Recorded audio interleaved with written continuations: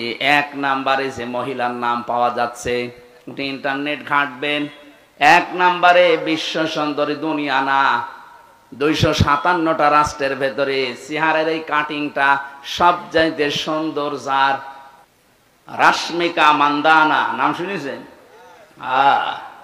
চেহারার কাটিং এ এখন পৃথিবীতে এক নাম্বারে আছে। এই মহিলার দিকে একটু আল্লাহর নাম নিয়ে তাকাবেন, দেখেন তো কি সুন্দর করে আল্লাহ তারে বানিয়েছে। এর চাইতে তাহলে শতগুণে সুন্দরী ছিল আমাদের আদি মাতা হযরতে হাওয়া আলাইহিস সালাম। কি বানিয়েছিলেন আল্লাহ তাকে।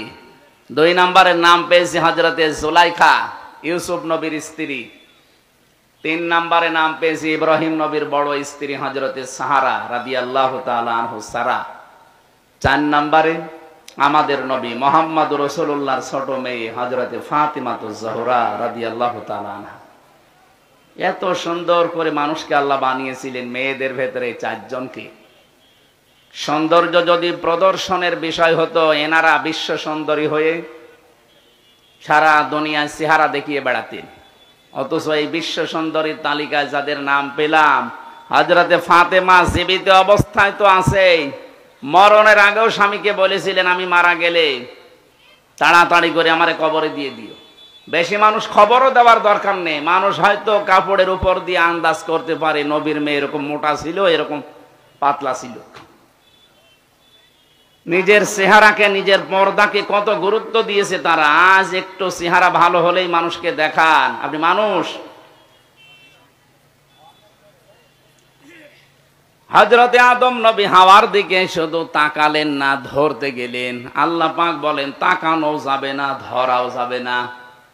হযরতে আদম আলাইহিস সালাম ওই দিনই বলেছিলেন আল্লাহ ধরাও যাবে, তাকানো যাবে, কোন কায়দা আছে বলেন?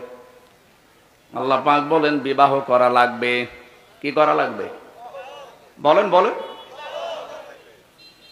উনি বলছেন আমি রাজি আছি বিয়ে করতে।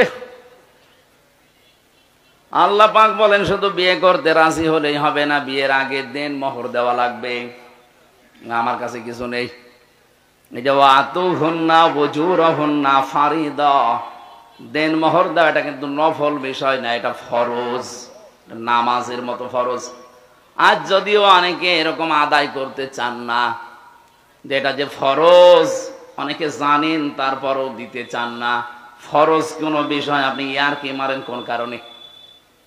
যাদের দেন মোহর বাকি আছে হাতে পায়ে ধরে বলছি দিয়ে দেবেন। যদি ফাঁকি দেওয়ার নিয়ত থাকে জেনাকারের কাতারে উঠবেন কিয়ামতে।